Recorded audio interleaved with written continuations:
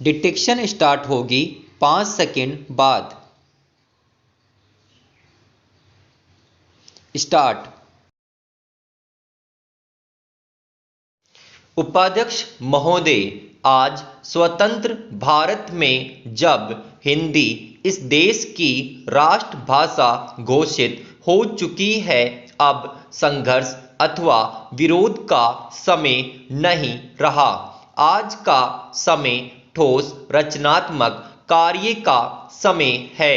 मैं जानता हूँ संघर्ष करना कठिन है, परंतु उसी एकाग्रता से रचनात्मक कार्य करना उससे भी कहीं अधिक कठिन है। यह भी स्पष्ट है कि संघर्ष के बाद यदि रचनात्मक कार्य नहीं होता तो संघर्ष की उपादेयता ही लुप्त हो जाती है और जो सफलता प्राप्त की गई हो उसकी सार्थकता संकट में पड़ जाती है। इसीलिए रचनात्मक कार्य के समय को वास्तविक परीक्षा का समय माना जाता है, जिसमें उन सभी सिद्धांतों, उद्देश्यों और आदर्शों की पूरी परख होती है जिनका सहारा लेकर संघर्ष को जीवित रखा गया हो। हिंदी के हितैषियों और साहित्य सेवियों के लिए अब यही समय है। मैं कह सकता हूँ कि शायद पहले कभी उन पर इतना गंभीर दायित्व नहीं आया था जितना कि अब हिंदी के राष्ट्रभाषा बनने से आया है। समस्त राष्ट्र ने सर्वसम्मति से हिंदी भाषा का जो मान किया है और हमारे संविधान ने उसे जो स्थान दिया है, वह हम सब के लिए एक सद्भावनापूर्ण चुनौती के समान है। यह निर्णय एक प्रकार से सभी हिंदी भाषियों और साहित्यिकों में विश्वास के प्रस्ताव के समान है। इस आदर को हम कैसे निभाएं जिससे विभिन्न प्रादेशिक भाषाओं के बोलने वाले प्रतिनिधियों द्वारा किए गए उक्त निर्णय के औचित्य को सिद्ध कर सकें। यह एक गंभीर प्रश्न है जिस पर सभी हिंदी सेवियों को विचार करना चाहिए। हिंदी साहित्य सम्मेलन बहुत बड़ी संस्था है जिसके निर्माण में इस देश के अनेकों यशस्वी विद्वानों और देशभक्तों ने योग दिया है।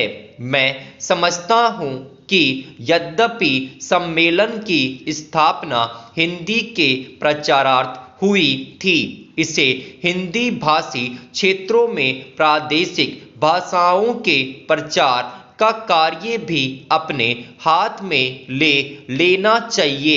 इससे एक और हिंदी और दूसरी भाषाओं में पारस्परिक आदान प्रदान बढ़ेगा और दूसरी ओर सम्मेलन का आधार भी अधिक व्यापक हो जाएगा।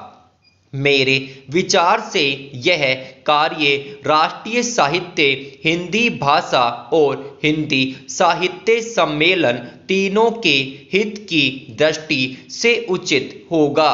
बिहार हिंदी साहित्य सम्मेलन ने जिसके रजत जयंती समारोह के उद्घाटन के लिए आपने मुझे आमंत्रित करने की कृपा की है, 25 वर्षों से भी अधिक समय पूर्व सार्वजनिक कार्य क्षेत्र में पदार्पण किया था।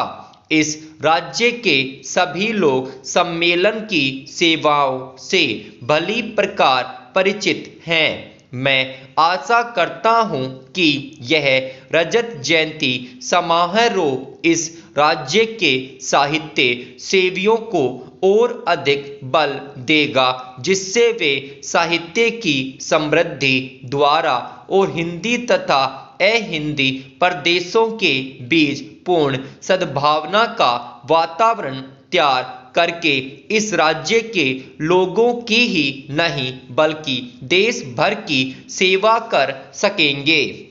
मेरे विचार से हिंदी साहित्य की श्रीवृद्धि करके और सभी भाषा भाषियों के साथ सद्भावनापूर्ण संबंध बनाए रखकर हम अपने कर्तव्य का पालन कर सकते हैं।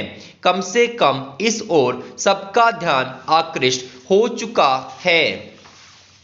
बहनों, शिक्षा संस्थाओं से जब कभी भी मुझे बुलावा आता है तो मैं वहां जाने से इनकार नहीं कर पाता, क्योंकि शिक्षा संस्थाओं से मेरा आरंभ से ही कुछ न कुछ संबंध रहा है और शिक्षा शास्त्र में भी मेरी पहले से काफ़ी रुचि रही है। अतएव मुझे जब आपका निमंत्रण मिला मैंने उसे बड़े हर्ष के साथ स्वीकार किया और मुझे अत्यंत प्रसन्नता है कि आज मैं यहाँ आ सका। आप सब बड़ी सौभाग्यशालिनी हैं कि आप इस कन्या महाविद्यालय में शिक्षा पा रही हैं, क्योंकि इस महाविद्यालय का इस राज्य में अपना एक विशेष महत्व है और इसका इतिहास नारी जागृति तथा उन्नति का इतिहास है।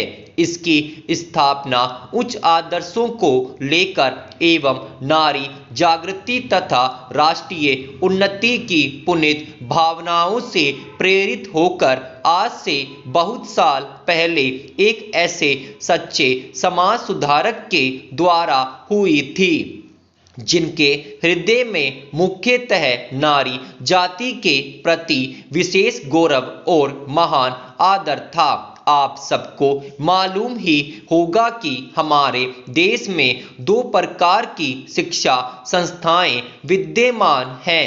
एक तो वे जो अंग्रेजी शासकों द्वारा अपने उद्देश्यों की पूर्ति के लिए स्थापित की गई थी और दूसरी वे जो स्वतंत्र रूप से राष्ट्र प्रेमियों द्वारा राष्ट्रीय भावनाओं से ओतप्रोत होकर अपने देश की संस्कृति एवं सभ्यता को पुनर्जीवित एवं पुनः स्थापित करने के उद्देश्य से स्थापित की गई थी। आपका यह कन्या महाविद्यालय भी लगभग इन्हीं पवित्र भावनाओं से प्रेरित होकर बहुत साल पहले स्थापित किया गया था और आपके लिए यह बड़े सौभाग्य की बात है कि आप में से कुछ आज इस विद्यालय में अपनी शिक्षा समाप्त कर जीवन के कार्य क्षेत्र में प्रवेश करने जा रही हैं। उच्च शिक्षा प्राप्ति की उपाधि